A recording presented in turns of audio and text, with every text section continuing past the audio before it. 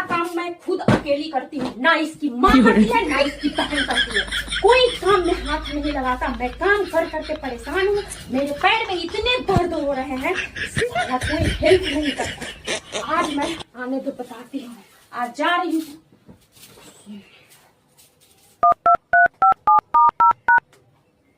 Hello मेरे प्यारे पति देव जी, मैं 5 स्टार होटल से खाना खाकर आ चुकी हूँ और आप ड्यूटी से आना तो खाना बना लेना, खा लेना, बर्तन धोकर रख देना और मेरे को डिस्टर्ब मत करना।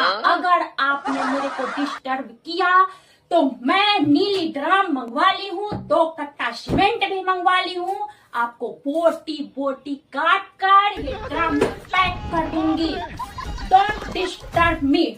गुड नाइट मेरे हस्बैंड।